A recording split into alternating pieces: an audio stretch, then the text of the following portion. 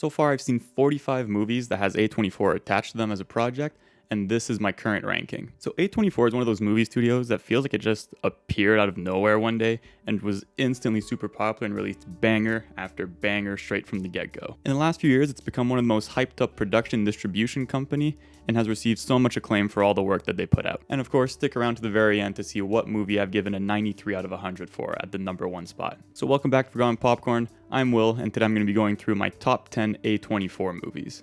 In the number 10 spot, I have 2019's The Farewell, which I've rated an 83 out of 100. This is probably the one movie where I don't find Awkwafina really annoying, but actually a pretty decent actress. Her grandmother was diagnosed with stage 4 lung cancer, and her family decided to hide the diagnosis from her so that she can actually enjoy the time that she had left. At the end of the movie, there's text that tells us that her grandmother is still alive and still doesn't know about the diagnosis that she received years ago. A few months after the release of this movie, Lulu Wang revealed how her grandmother found out about her diagnosis.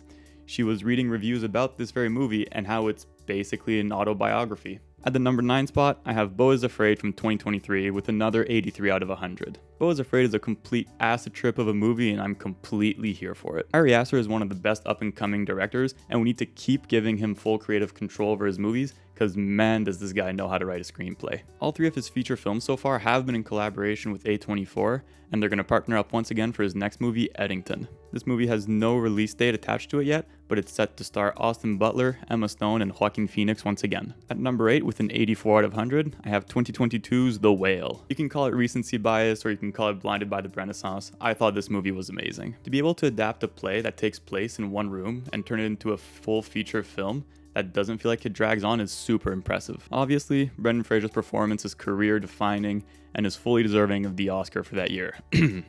Alex. Excuse me? Okay, buddy.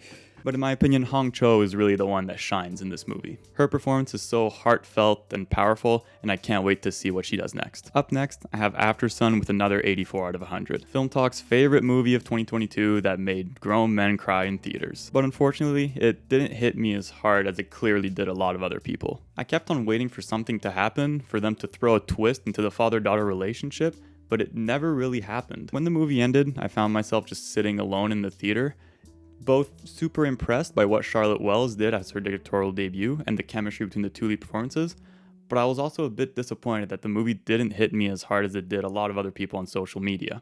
It's one that I clearly need to revisit sometime soon.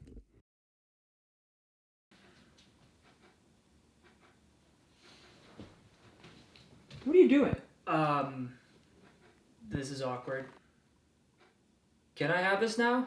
Stop asking if you can have the poster. Come on, I really want it. You have so many. Put it back and go to movieposters.com and use code FORGOTTEN15 to get 15% off your order at checkout.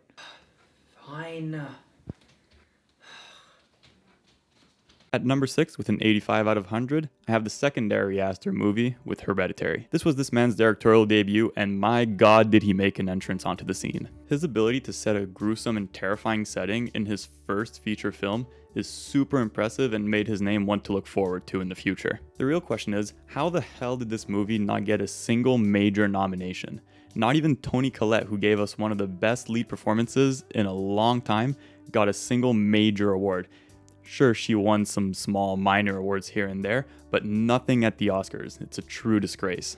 At number 5, I have Causeway with an 87 out of 100. This is probably the least known movie on this list, but was definitely one of my favorites of 2022, which was already a packed year. It tells the story of a soldier played by Jennifer Lawrence and the bond that she builds with a local mechanic played by Brian Tyree Henry as she tries to readjust to her life in New Orleans following a traumatic injury. This is by far my favorite Jennifer Lawrence performance, and it's a real shame that she got snubbed of an Oscar nomination when Latina Monroe got one. At least, Brian Tyree Henry got a nomination for supporting actor, although that group that year was just crazy and stacked with insane names. Their on-screen chemistry was just magnetic and had my undivided attention the whole way through. One of the better slow burns of recent times and would highly recommend watching it if you haven't seen it yet. At number 4, I have Marcel the Shell with Shoes On at 90 out of 100. Marcel the Shell. This little dude came out of nowhere and gave us one of the most heartwarming stories seen in a long time. What started out as a series of short films turned into a super meta mockumentary about loss and community and took the whole world by surprise. This little guy had me going through the whole spectrum of emotions, laughing one second but then crying the very next. After 10 years of trying to get this made, Dean Fleischer Camp, the director,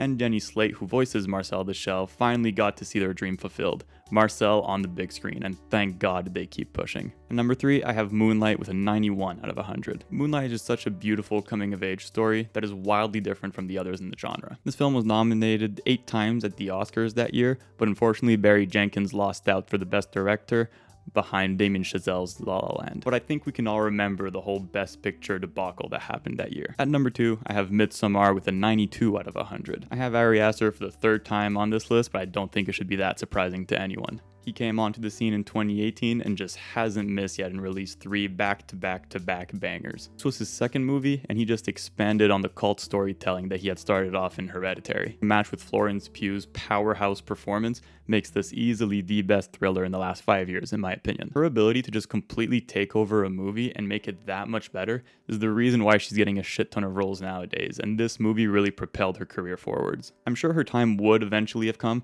but this just fast-tracked her career like crazy. At 81 out of 100, I have movies like The Florida Project, Talk to Me, and The Killing of a Sacred Deer. At 82 out of 100, I have X, the start of Ty West's trilogy, and Uncut Gems, which a lot of you might disagree with. And finally, the last movie that missed out on the top 10 spot is Priscilla at 83 out of 100. And finally, my highest rated A24 movie with a 93 out of 100 is the Daniels masterpiece, Everything Everywhere All at Once. What the Daniels were able to put together with a $15 million budget is just insane.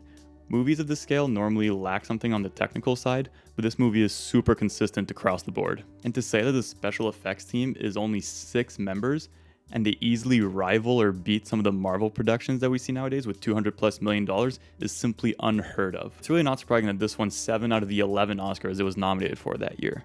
It's also A24's highest grossing movie of all time when it was barely advertised when it first came out. Not many theaters at all were showing it, and it's only thanks to social media that it was pushed to a wide release later on. We do have a special announcement to make. If you've been around the channel for a while now, you know that we started off as a podcast with longer form conversations, and this is our way of going back to that while interacting with you guys. We're going to be discussing Christopher Nolan's filmography, so make sure you hit the bell to get notified when we go live. So thank you for watching this video. Make sure to like and subscribe if you're new here, and let us know down in the comments what's your favorite A24 movie.